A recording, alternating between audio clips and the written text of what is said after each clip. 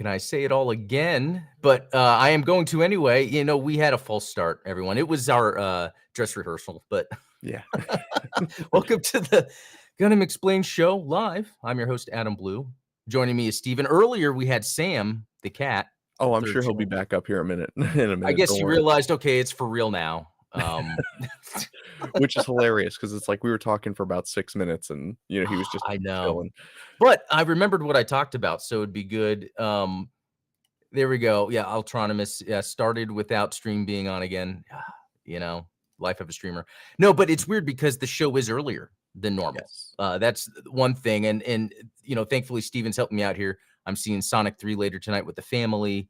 Totally forgot Thursdays is when we stream in the evenings. So Dude, I'm jealous that you're getting to see it today. I gotta pick out a time to take my daughter to see it, so that's cool. And yeah, I'm sure she'll like that. I mean, that's a kid thing. Like, even though as an adult I like Sonic, but that's interesting because, and I'm glad we have new content now that we started over. Because real quick, when I was a kid, the reason I liked Sonic was because how cool he came off. It wasn't like that it was a cutesy character, it was just he was cool, and I it's Are kind of you the interesting. one that wrote the letter that said it would be cool if Sonic had a gun? No, no, no. So that whole thing with Shadow was crazy. That came out of nowhere. No, but no, anyway, yeah, so we're doing this a little earlier for today. And yeah, Christmas is next week, actually. It would be on the day you stream. We're talking about if we're gonna do something or not. I'm Yeah, open to what you decide. see So what we yeah, I can guess do. this would be the last stream before Christmas. So, but I want to cover what I was just covering before the false start. But yeah, this is like the first time we're back at bantering. Verse last week we had the 2 days of the Year in Gundam 2024. Yeah. One on your channel, one on mine with the coach Zionic Shadow. That was a lot of fun. This will allow us to banter a little bit more today. Again, we were talking about that. Yes, I even didn't have really time to talk much about Anime Frontier, although I do have videos up. The interview Yeah. with Justin, the Gundam base.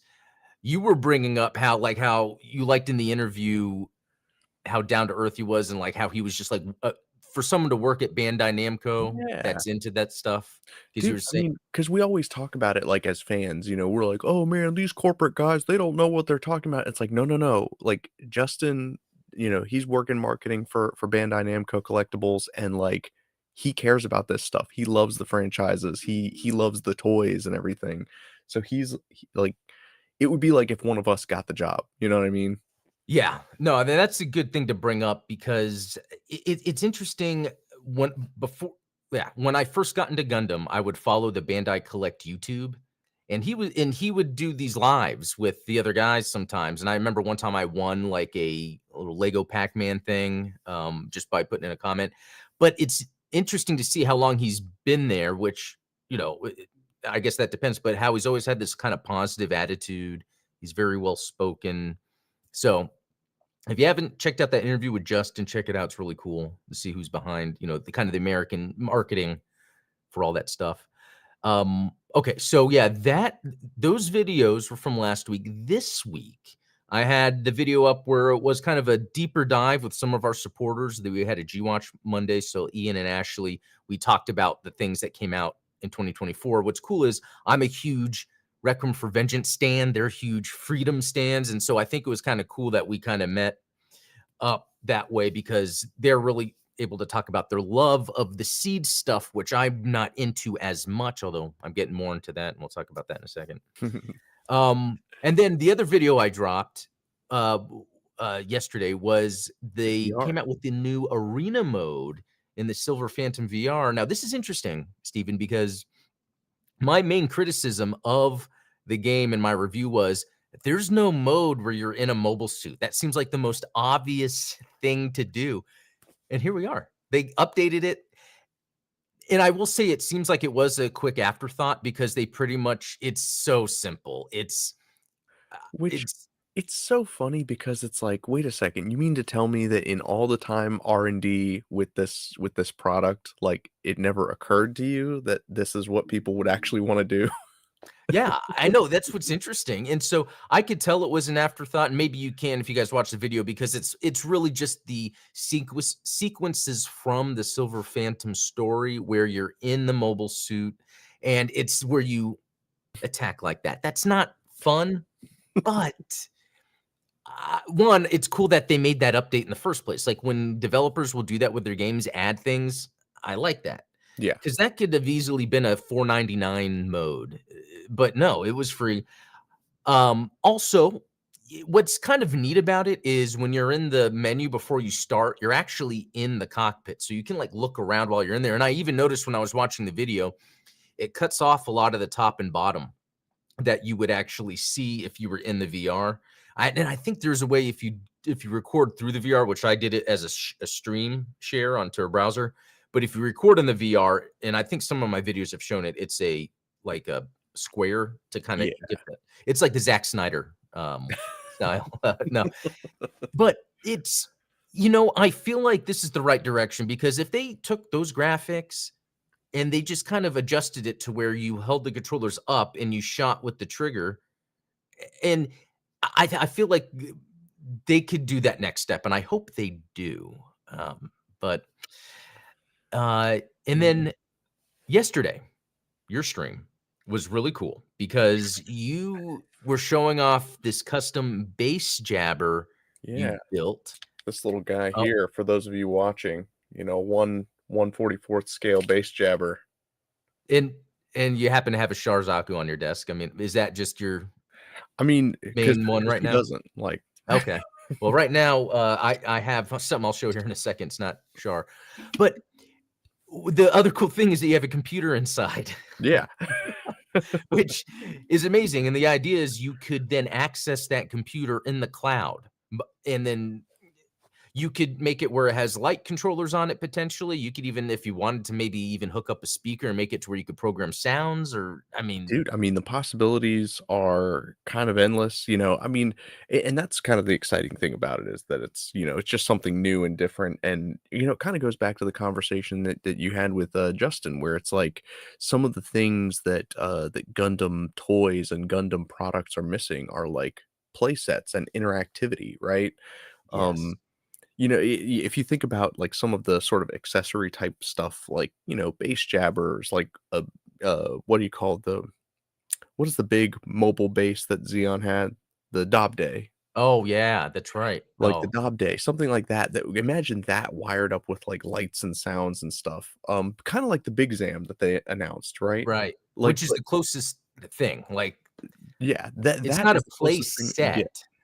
but it is kind of in that direction because it's big. It has the lights. But it's only one mobile armor, right? Like, it Yeah. doesn't come with mobile suits to, like, interact with it, so I don't know, I don't know if that necessarily qualifies. I think about a lot of the toys that, like, my daughter has, obviously, she's into, like, the Little People play sets and things like that, like, she's got, like, a little, Frozen set that came with, like, Elsa and Olaf and lights up and plays music and all that good stuff. I'm like, "Where's that stuff for Gundam?" So, You know we what? gotta make it. We gotta make it ourselves. Yeah, we have to. But okay, that reminds me of something. I don't know if our age ranges will like you'll remember this, but there was something that came out. I want to say it might have been my age range or it was my brother, and then it was my kids, but it was a Fisher Price castle that came with knights. And like the Oh. door would open and you could does that sound familiar? And you could like be inside? I didn't have one, but I saw them. Okay. That thing, I remember, yeah, it was cross-generational in some fashion. I forget how it was, but I just remember they re-released it again later and it was updated a bit, but it had like all these different knights and they were articulated. And that was the coolest thing. Yeah, there's something about, and it's interesting because even though it was more cartoony, it was better than, for instance, during, I think it was the Solo film and maybe The Force Awakens, they came out with play sets, but they were like plastic and cardboard combined, and they just weren't. It's like, man, Fisher Price is doing better with these play sets Oh, yeah, than, absolutely. yeah. That's one of the things that's like, and not to dog on it or get too far off topic, but, like, the Bluey play sets, like, for those of you that have kids that are into Bluey right now, it's like same thing, it's like cardboard and, like, It's Hmm. not as interactive as like a Fisher Price thing. But you know what would be kind of cool, and I think would be Gundam-y? Do you remember those Starship Troopers minifigures Oh, yeah. with, like, the Oh, yeah. magnets in them? And then, like I still have, I probably put them up, the arachnid. oh, yeah, and you Yeah. could, like, put the soldiers in the arachnid's mouth, and it would hold them there. I know. It was so funny too because I was looking up, now that I'm like deep into Godzilla. In the 90s, they came out with Godzilla heads that would open and would be place sets and have the little figures. I was like, those are awesome, just like the Star Wars, just Yeah. like the Starship Troopers. They even made alien ones, if I'm not mistaken. Unless that was a dream I had. I randomly have dreams a lot about Batman, Alien, and Predator toys. But anyway, I looked it up on eBay and they're like $200 a piece. Oh, yeah. And I was like, man, I would love to have those because again, I like the form factor. They're small and you can do stuff with them, but Kinda like the Mighty Max type stuff. Like, exactly. there was Mighty Max for boys and Polly Pocket for Yeah, girls, and it was the same. exactly. Okay, before we get into more Gundam stuff, or we are get yeah, before we get more Gundam stuff, I know again, we didn't do a lot of banter last week or whatever. But like, so I have finished all of the Godzilla movies,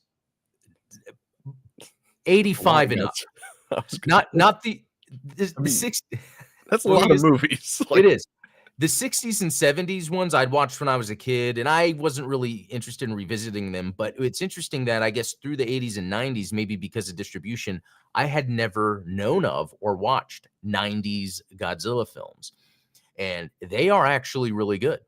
And I then went through the millennium. Some of those I knew, the 1999 and up, not the American 98 one, but the 99 and up, because when I worked at a movie theater, they were playing Godzilla 2000. And then I remember all the trailers for Final Wars, mm, which is pretty interesting. And what I love about the Godzilla movies, for me, it's more of my filmmaking side coming out because I love to see, okay, these things have small budgets. What are they doing? How are they doing it? Are they adding to the mythos at all? And I like how the Heisei era, which is the 90s, is one continuity.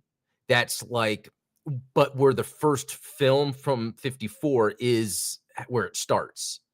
And okay. then it has this continuity. And then the Millennium films do the same thing where the first movie is how it starts, but then each movie, except for two, are completely different stories. And Mhm. there's these two movies that it's called Godzilla Against Mechagodzilla and then Godzilla, oh my god, Tokyo SOS. They are sequels to each other. Okay. So what's interesting is again the creative process behind all the development. The Final Wars movie that came out, which is insane, is directed by this director that I can't say his name. It's really hard, but he's a director I'd always been into. Um, he came out with this movie in Japan called Versus in the late 90s, and it was his take on Evil Dead. And it's Oh, in the forest, but there's samurai swords and deadites and stuff, and it's really good. And then it's crazy that yeah, he makes this, Godzilla film. But also, there's this other interesting Godzilla movie that came out in 2001 that uses different directors and kind of different special effects. Like it's at one point, it's like what they do is Toho as a production company will get a director, and then the director will kind of pick, who's doing stuff. And it's usually the same people except for this 2001 movie. And what's interesting, like and see, this is where my money's been going. Here's the 90s Heisei Godzilla. This is the SH Monster Arts. I really like this design. But what's really cool is the design of the 2001 version because they make him look evil as F with wide eyes. They even were saying not to use wide eyes because that's almost that's like another uh, way. It like mocks blind people in Japan. So oh, they made the around it gray, but the idea was to make him as evil as possible. Now, what's interesting is I noticed the story's a little goofy at the beginning, and I was like, "That's interesting. Why is this story goofy?" And it's because the guy that directed it made a short film with Hideaki Anno in the '80s that was kind of like a Godzilla-esque film, and that's they wild. show Anno in it. He's a guy with the film camera. So it's like it's interesting to see that Hideaki Anno, who's involved in Gundam, since Char's Counterattack, Mhm. also has been involved, with Godzilla, and I like that kind of crossover of creatives because a lot of times these creatives, there's this essence of storytelling that they're able to make sure gets expressed, and what's interesting about this Godzilla from 2001 is that it's more of a Jason, like a slasher film, because it's the first movie where they actually are showing like Godzilla almost accidentally or not actively killing people. Mm. Like, and it's 'Cause usually it's just collateral damage. exactly, but because the idea of this Godzilla comes back as a vengeful spirit, and and so anyway, I just found all that stuff, interesting because it then goes to why, you know, when it comes to a Gundam live action movie, how come that didn't happen during this time? Because I felt like there was a lot of creatives, but it could be Sunrise thinking budget, and to be honest, when you watch these Godzilla movies, you are having to you sit through the cheese in the camp as that has to be part of it in Yeah. order to make the There's a little bit world. of a suspension of disbelief, it's not, and you get the same thing with, like, Ultraman, any of those, oversized Yeah. Yeah. creature. So, that's then the other flip side of that is what makes me go back to always thinking, wow, Sunrise, Bandai, whoever really is in charge, they really do respect the Gundam franchise. I mean, yeah, sure, you see this SD stuff and that can be separate, but like when it comes to mainline Universal Century, like you could see they really do a good job. Even when that G Savior came out, I think it is good for the budget it had. Like, I mean, it's really hard for people. It reminds me of the Godzilla movies. It's really hard for people that take movies too seriously to like be able to enjoy themselves. Yeah. But they did a good job. They decided not to use the Gundam name for G Savior for that purpose to kinda help ease people into it. Mhm. So, and then that makes me think even more how this live action Gundam movie is gonna be good because 'cause they're taking their time. Yeah, and I mean, that's not to say that they disrespect Godzilla as a franchise. I think that there's Right. just I wonder if it's just like a reverence for the medium. And I think Yes. this was a topic on both of our shows at one point where like the medium being the message, like y- you know, it's one thing to take something from the 1950s and, make a newer version of it in the same medium because you're still just making a Godzilla film. But then to take an anime and make something live action, like we've seen that go really well, and we've also seen it not go not so well. So when it comes to adaptations, I think that there's a certain level of care and consideration that goes into whether or not something Gundam would hold up, and they're being very conservative and not just being cavalier and throwing out like doing whatever they want with it, right? Yeah, because I guess with Godzilla, it was always about the suit action, like the being in a suit, filming that way, and that was the focus. So the suit action would get better, as the movies would go, but then sometimes that would mean they would be over the top and goofy. But it was because it was about the suit action, Mhm. and I think we've come to a time, and that's why again we're getting amazing Godzilla movies right now, and amazing. I'm not talking about the MonsterVerse, even though those are fine. I mean like Shin Godzilla and Yeah. Minus One juxtaposed with an anime series like Gundam now getting it is because CGI is now at a level where you can mimic what animation does, you can mimic what suit motion does. In fact, from what I understand, even Godzilla Minus One, they did motion capture of someone in a suit.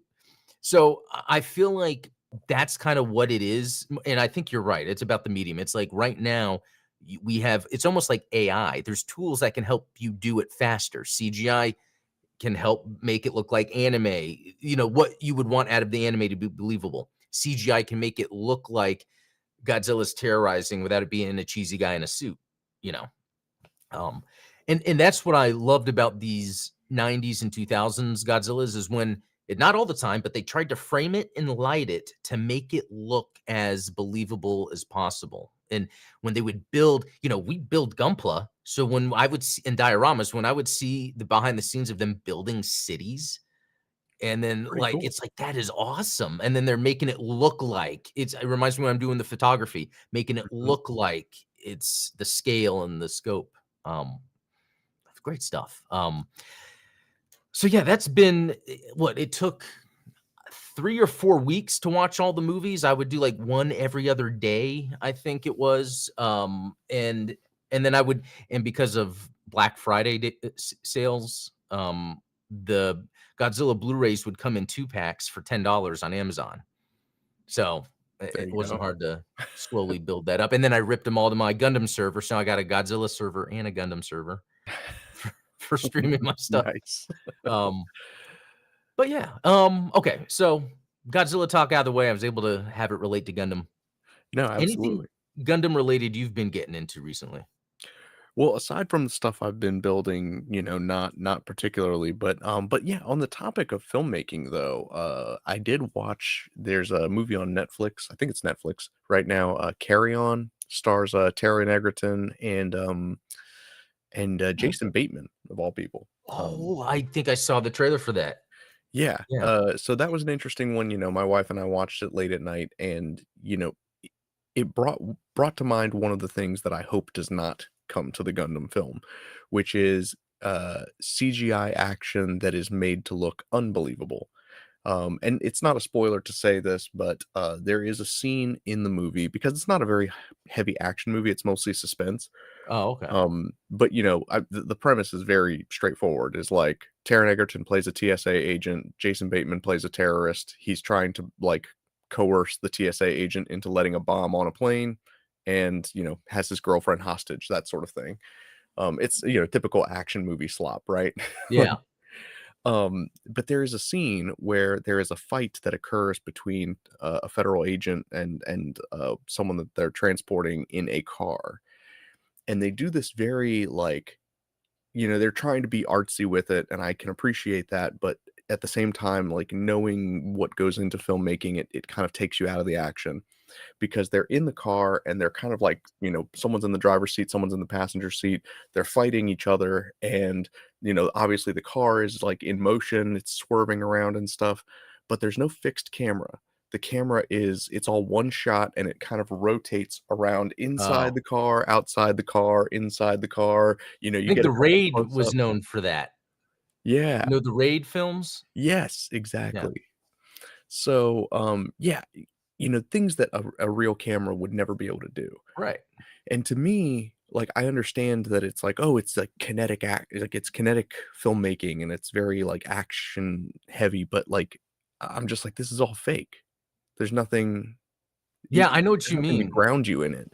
It Um, and so, yeah, we saw it too in, like, the Transformers movies, like, they have, like, a lot of, like, dolly type shots where you're seeing exactly. lots of mecha fighting each other, but it's like the camera angles are all completely unrealistic, whereas even if it were still a single, like, if you could still do it in one take, but if you had that fixed camera, then it feels like you're actually in the car with 2 people, as opposed to being, like, this ethereal God's eye view type thing. I agree, and I think that's something that bothers me when I watch movies is when they have you I think you explained it perfectly, it's these fake dollies, is that there's no way a camera would be moving like that, and I wonder if that is another thing like the CGI animation of the faces in Requiem for Vengeance, is it something that's a learned behavior or thing? Like, we grow up with cameras having to be realistic, Mhm. so when we see something that doesn't move right, we're like, "Well, that's not real." Same with, the facial animations. I wonder if we're gonna see a time in the future where all camera angles are gonna be just computer generated, because it's almost like in the f like, man, I'm thinking crazy now. Because what if you could have people on a set talking, and there's, like, this little device that's just gets everything, and then you go into the editor, and then you just choose where that camera would be at that time and how it moves. Yeah, I mean, they already kind of do that with drone footage, right? Like, Yeah. yeah, I Yeah. mean, drone footage kind of looks like that, where it's like these very crazy looking angles and stuff. And you know what's crazy is this I'm going down a weird rabbit hole Oh, here on no, this keep one. going.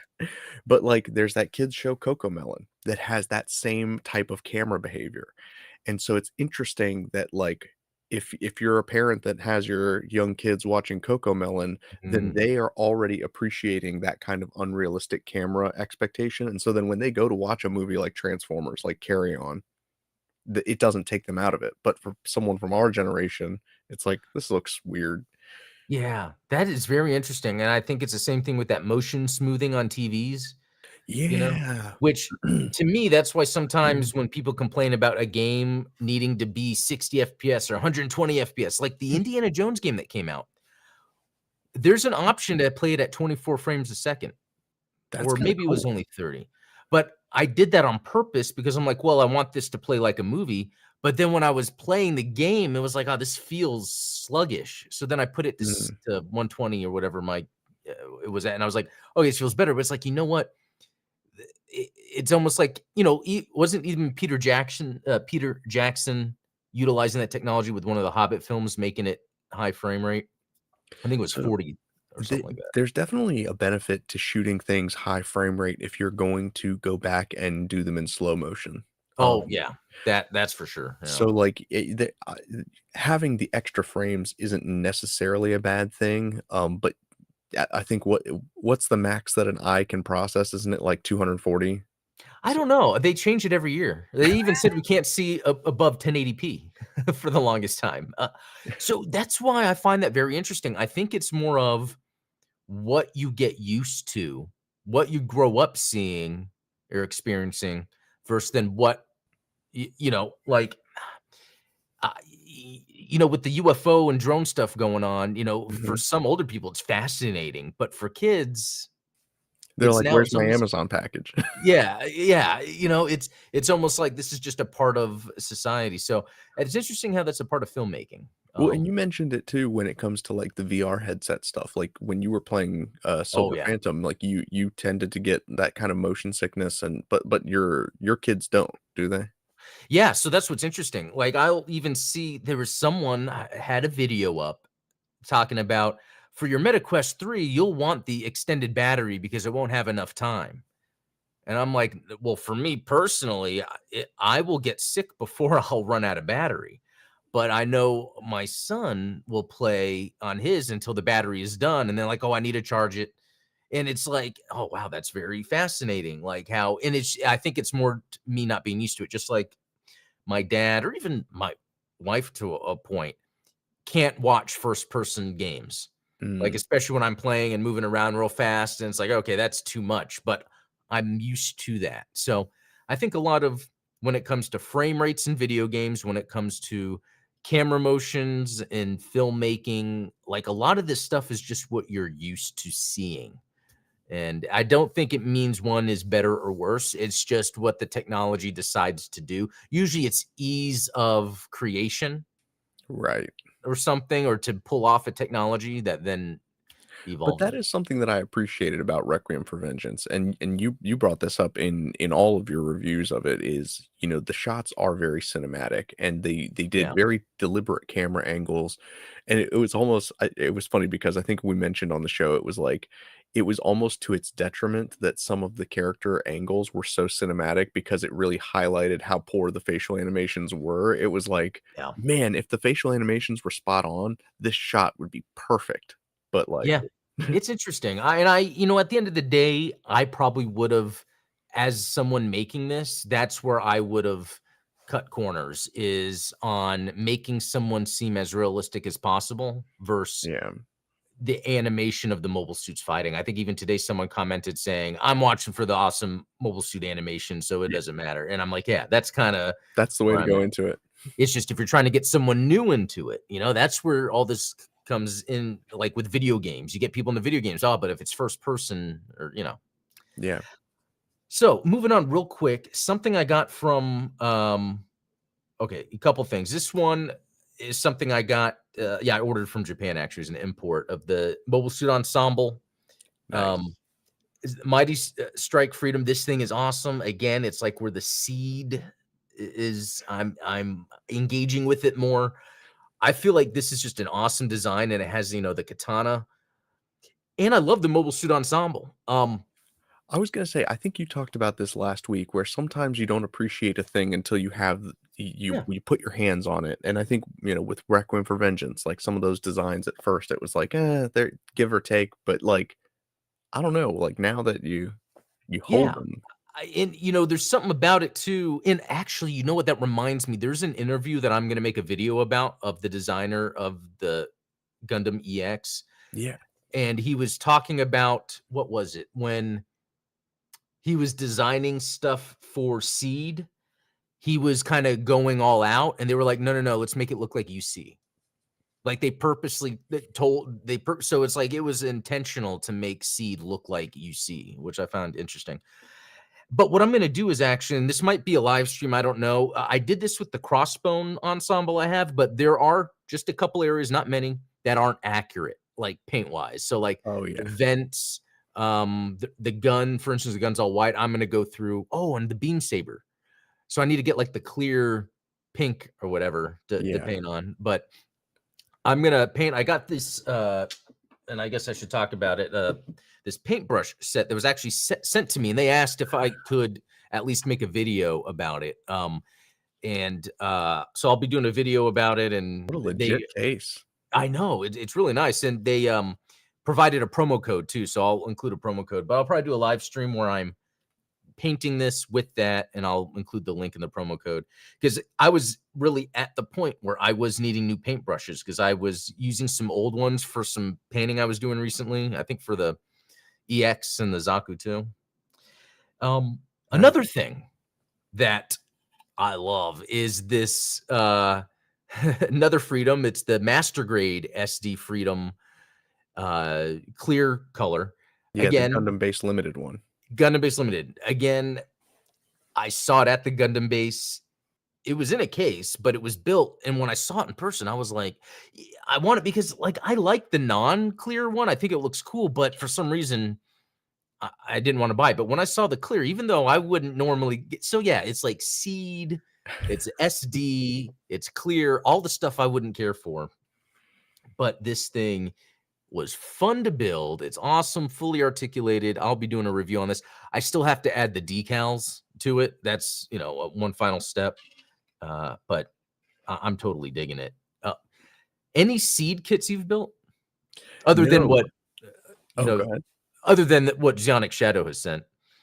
Oh, so actually, Zionic Shadow didn't send me the Seed Freedom ones. He sent me something different, but Oh, what was it? Ultronymous, I Yeah. still need to do a sponsored stream for Ultronymous because he sent me the real grade Justice Gundam, which Oh, for those of you who don't know, that's real probably great. like the one Seed suit that I'm like, I love the Justice. I love the pink color. I know that Adam, you Yeah, object to pinks and purples, but it depends. It yeah, depends. I mean that 21st century type, like the real world Yeah. color of the Justice, that's like the blue kind of like cyan colored one. That one's pretty cool too. But I like the regular Justice Gundam, so I still need to build that. But I've heard that that's one of like before some of the later kits came out, like the new Gundam and the Sinanju, that was one of like the best real grades to get. So Oh, yeah. I mean, and so I don't know what this means. Will I be getting other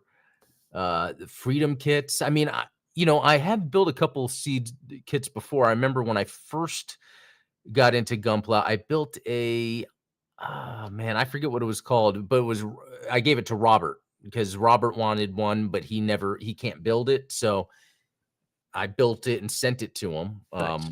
I don't know if it was the strike or what it was, but um, I want to say then there was whatever that main grunt suit is that it looks like almost like a GM, but it has like the flight pack. Oh, the Wyndham.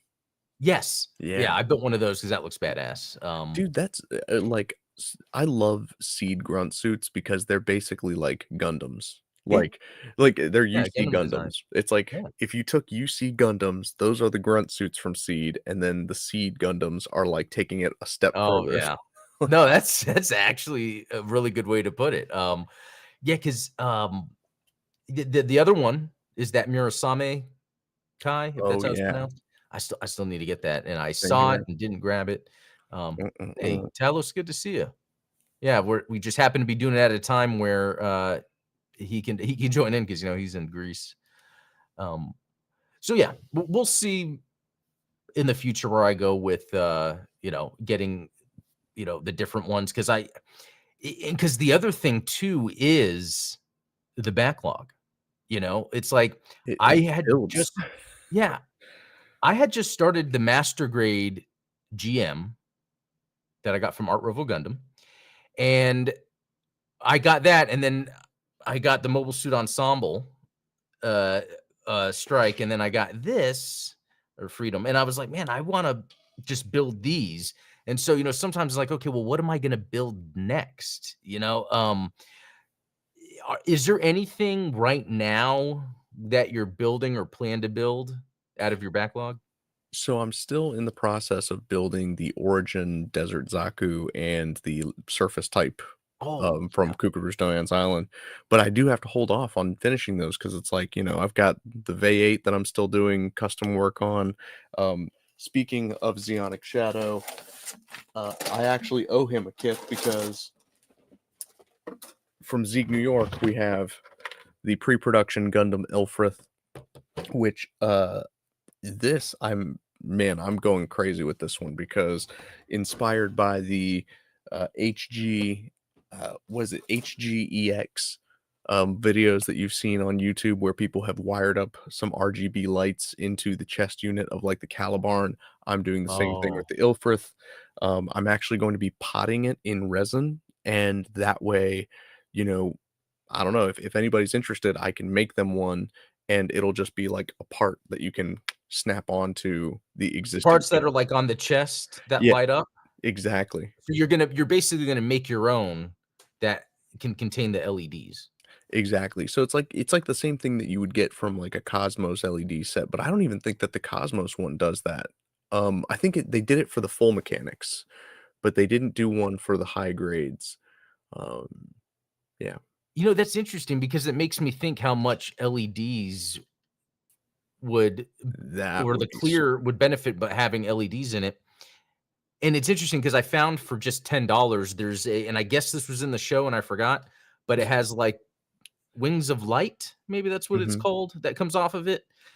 Um, but yeah, I might need to look at some of your LED videos and figure out something maybe I can do with this. I mean, they make the head big enough to do something with it. That's the beauty of SD kits, right? Is like there's plenty of room to stuff parts and, batteries and things in there.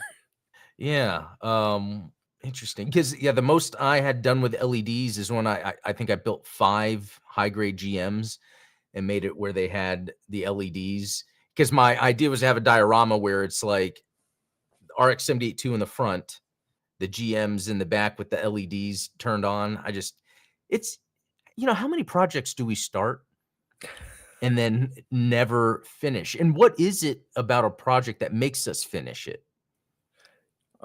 You know what? I think that having deadlines helps. And that's one of the things like not it's a little early to go into New Year's resolutions, but one of my Ooh. new resolutions next year is going to be um to finish one project per month, like finish it start to finish.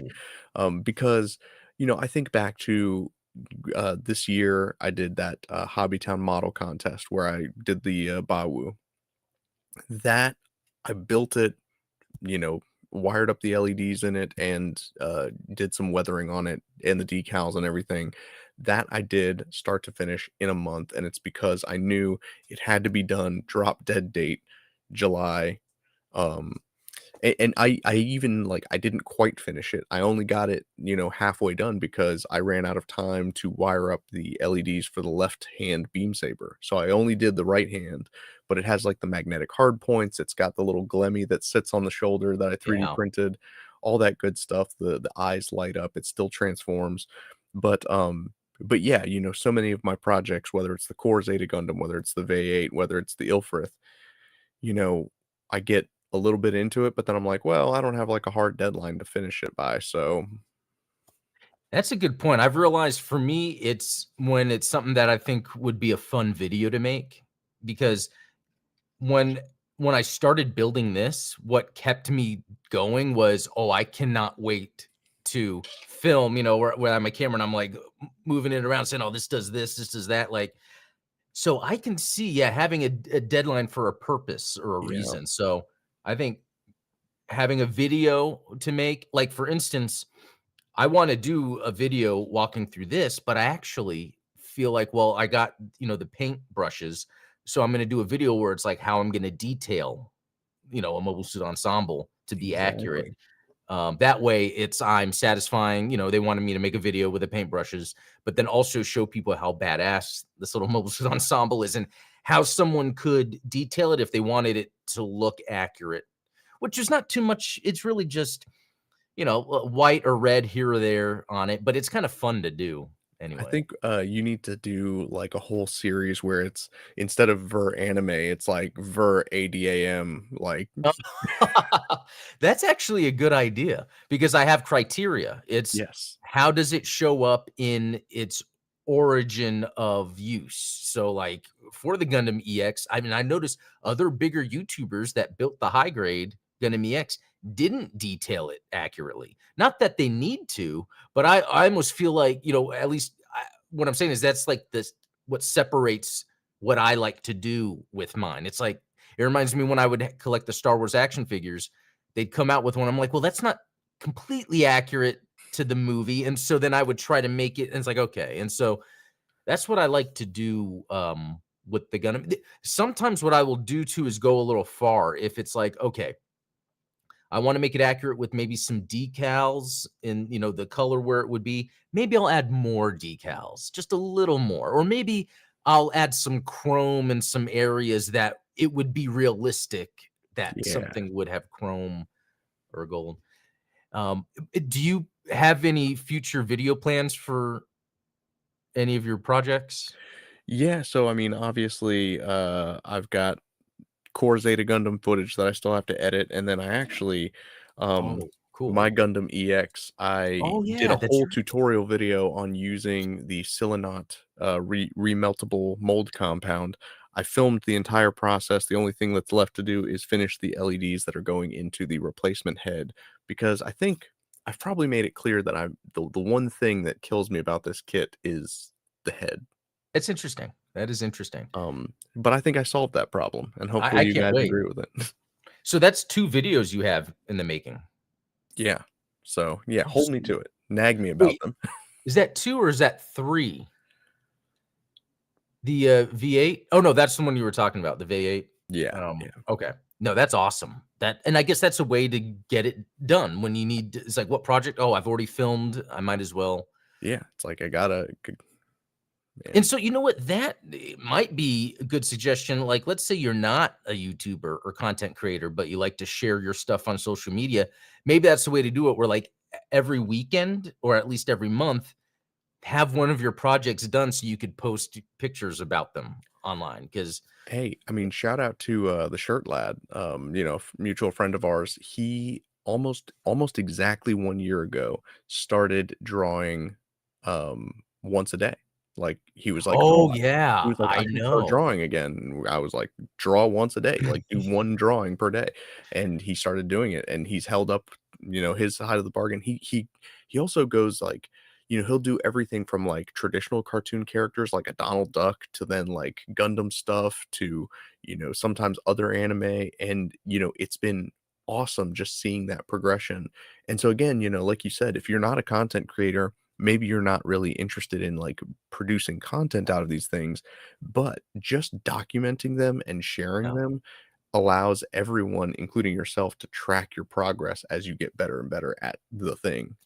Yeah, I think that's a really good tip for, yeah, those that don't, you know, aren't content creators necessarily.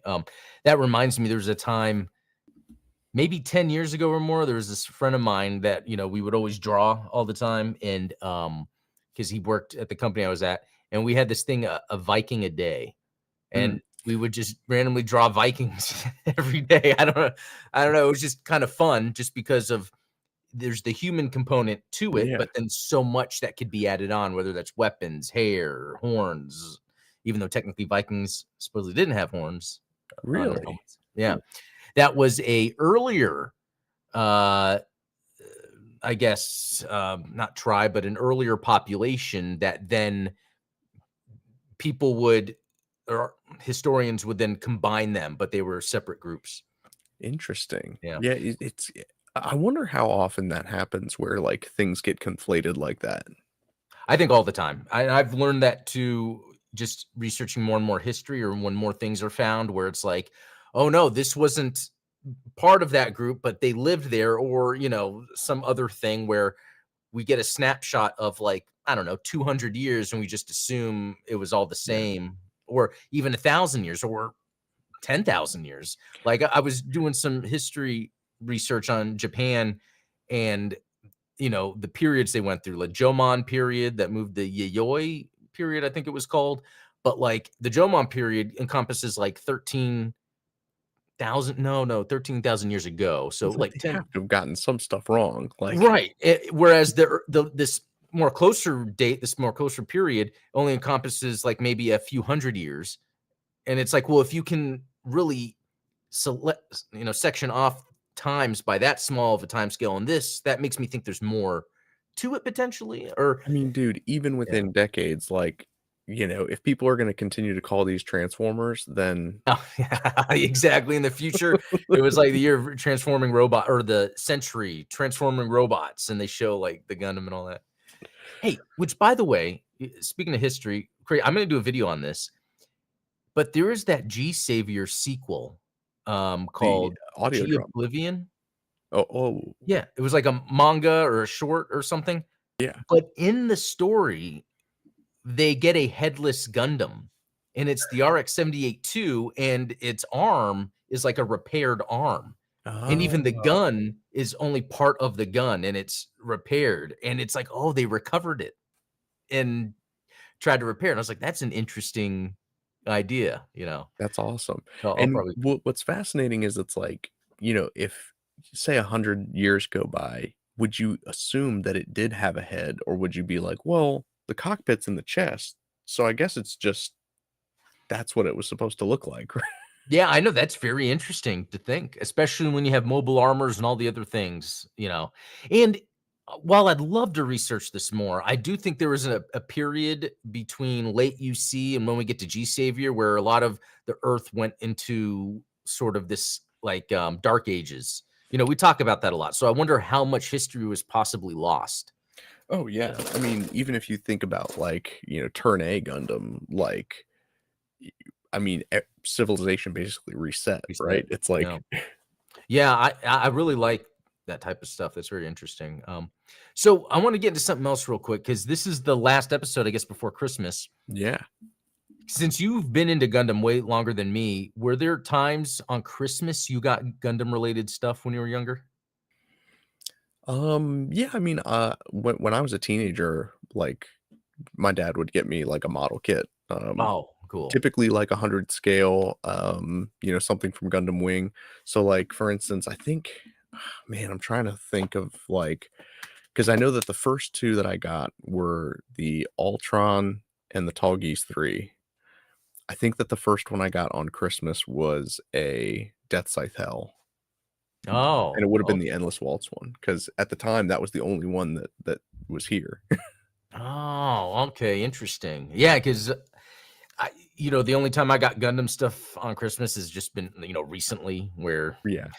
like I think my dad bought me a Gundam shirt because, oh, you're now into that. And then, because it was funny when I was younger, there was a period of time, I forget when it was, where my parents were like, on Christmas, like, okay, you can't ask for toys anymore. And I want to say I was probably 12 or 13, and they were, and so I think it was then I was asking for video games, and then I think it got to where they were like, okay, you can ask for toys now. But and that's cool. Yeah, my parents were good about getting me a thing that I was into. I'm trying to think. I remember getting like Sonic and Knuckles, on Christmas, a Yeah. Sonic plushie. Um, yeah, I remember when the Spawn figures came out, I got Medieval Spawn. Oh, Um, nice. yeah, because it was cool. I never read the Spawn comics, but I just like Spawn. I probably had him on a card or something. It's funny. I would always get I forget what it was called. It was the comic magazines. Yes. but I never Wizard? bought comics. Yeah, probably Like Wizard Wizard World? but I wouldn't buy comics. I mean, if we went to a convention, Yeah. they're, like, cheap and I'd get a whole bunch, but I was never, like, a consistent, like, okay, that it's just it's interesting then Spawn was still known to be cool. The toys at the time were amazing. I remember when those were coming out, like, "What the heck?" How good they looked. Uh, And yeah. again, that's, like, before you had these kind of, like, big budget movies behind that stuff. So it's really fascinating to me that, you know, even then, something with that had such kind of like a niche fan appeal as comic books, especially something like Spawn, we're not talking about, like, Captain America and Yeah. Spider-Man and stuff like that. We're talking about, like, It is something interesting. super offbeat was getting, like, awesome action figures. Well, even Blade, to think about Blade being the big movie that then had toys, Spawn being a movie, and then there was, the toys. It's interesting that it really took Spider-Man. I mean, Batman, but Batman was also dark.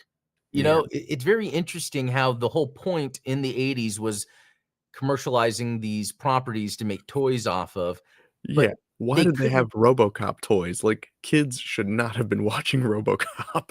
And so I think that almost goes back to at the end of the day, which I feel is interesting. It's not that toys or the stuff are for kids. Just people assume because you're holding an item that's a representation of something that's childlike and that's for Mhm. kids. Because yeah, if we look at the stuff that ends up being successful, Batman 1989, that was a darker Batman, even though kids could watch it, but the merchandise, sold crazy. And then even Blade, Spawn spawned highly detailed action figures that didn't exist before. Right. So it is very interesting to look at the psychology of the action figures and the IPs they come from, and that I don't think it's a kid thing. I think it's what's very unique about humans is our imagination. That's something that is not we can't share imagination with other beings on this earth. No. We can't go to a dog and be like, "Hey, let's go pretend we're hunting." For the dog, they are really hunting. Yeah.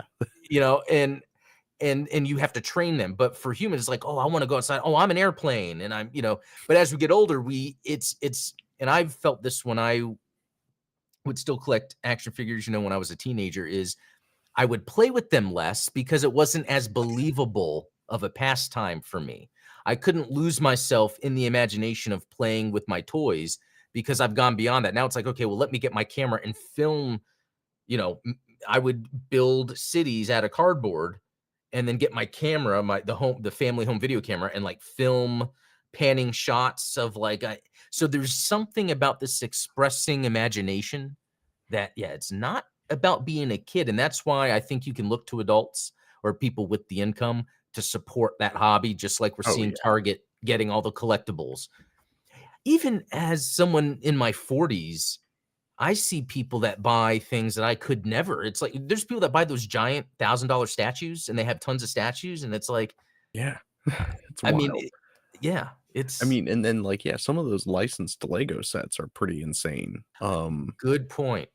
But yeah, I mean, and even just on the topic of Gundam, it's like clearly it was the older, college age and up fans of the series that kept it alive is because, the toy sales didn't do well, but that's because the toys never really reflected what was going on in the anime. Yeah. Whereas the model kits, it was like we need to get these as accurate to the anime as possible. And it's like if that means that we have to sell them as white plastic and you paint them, then that's what we're gonna do. Whereas, when you look at that, I love that traditional toy where like the Gundam's all chromed out and it has like some model number on the chest and it has like a spear and a Oh, shield. And it's yeah. like it never had those things in the show. So as an adult collector, it's like, well, I'm not gonna buy that. But like, And you've brought that up in terms of video games too. Like when there's video games maybe made for kids, it's sometimes like, well, this isn't really respecting the time of the child. This is just yeah, an adult assuming a child would want this. And I think that's like what George Lucas messed up on, where he made Star Wars for kids too, and essentially more of just like this general adventure for everybody. But then mhm, he doubled down on that for like Ewoks. or Oh, Jar right. Jar.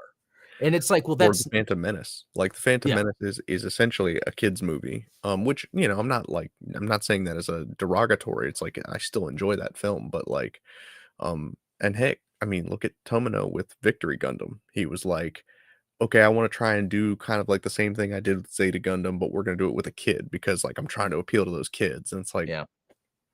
But but yeah, but then it's like, yeah, that is interesting because I think if you just tap into what makes you most excited to talk about and be creative about, you're automatically going to get people of all ages interested in what you're doing. yeah, And I think if then you're trying, so like when Tim Burton made Batman '89, he wasn't trying to make an adult Batman. He was trying to make a Batman that's dark because it's a Batman, and yeah, everyone liked that. And I right, think it should be scary. yeah, well, and that's the same thing with Blade. Not that kids should be watching Blade, but it's like when you're a kid and watching Freddy Krueger or Jason, you want to watch a horror movie. Blade's almost that, but a badass. It's scary because there's vampires, but then he has a sword and he's like effing them up, and that's like badass. Well, I think, psychologically, kids want to see something that they can grow up and aspire to be. Like, Yeah, kids don't wanna watch other kids do stuff. They wanna watch the adult that they want to be. Like, "Oh, I'm gonna grow up and be Aragorn. I'm gonna grow up and have a sword and stuff." Whereas adults tend to like we tend to get nostalgic about things, is we like to watch movies and TV shows that, like, remind us of where we were at that age. yeah, Because we know that those days are behind us. Like, no, I'm never gonna be a Gundam pilot. Like, I'm just too old. yeah. I've aged out of it. I don't have any more eligibility. But, but yeah, I enjoy seeing those stories about, like, the teen awkwardness and stuff because it's like, man, that Well, then that new Star Wars Skeleton Crew has been out. I mhm. actually haven't watched it. It's the first Star Wars show that I canceled Disney Plus and I haven't been. Didn't look back. It's interesting because it could be good, but the other reason why I wasn't crazy about watching it is because it's about kids. Yeah, It's going to what you're saying. It's like, I think Disney thought, "Oh, let's then make these movies or make a series like these old movies." But for me, for Star Wars, I wanna get into the science of living in that world and the weapons they use to try to fend off whatever opposing force comes at them. yeah. And I mean, And ironically, it's like I don't even think Skeleton Crew is designed to appeal to kids. It's designed to appeal to people that are our age that are like, "Oh, I loved the Goonies." Like, exactly. Which for me, I didn't care for Goonies. I didn't care other neither did than I. Like, other than E.T. because of the alien. Honestly, that was a sad movie. I remember when I cried when I first watched it, and or second watch, I don't know, I didn't watch how it again. can you kill the freaking alien? Yeah, like, but I think, like, it's interesting. Yeah, I've never been into stories about kids even when I was a kid, and I think that's yeah, it's interesting. Like, even growing up, people would talk about Goonies, but not anywhere near they talk about Back to the Future. Yeah, because it's like Like, you wanna be a teenager, like, teenager and up, that way you can yeah, have the teenager and up. adventures, Exactly. um, Yeah. and it's worth noting, like, who had Goonies toys? I know I didn't, like, Yeah. we had G.I. Joes and Transformers, like, that was it. Wasn't there a scene in Goonies where the guy had, like, the James Bond theme on his, recorder, and he'd go down the does that sound familiar? Oh, yeah, that was, what, Data? They called him Data because Okay. he, like, had all the gadgets and stuff. I remember that because to me, that is cool. Like, because James Bond theme, he was trying to be the adult, be cool, and yeah, that part stuck with me, but that's about it. Mhm. But anyway, no, I think that just about does it. Thanks all for joining. Sorry we were both early and late at the Yeah, same somehow we time. managed to Yeah, pretty early and but, no, this was a lot of fun. Yeah, I'll report back on Sonic 3, everybody, let you know. It's probably good. I I'm gonna mean, go come ahead on, and say that. you they're batting 100 right now, so it's like Yeah, I know, so alright, all, have a good weekend and Christmas, and then we'll let you guys know what's gonna happen with your channel, right, Midnight Hatter? Well, absolutely. yeah, so, all, have a good one, we'll see you later.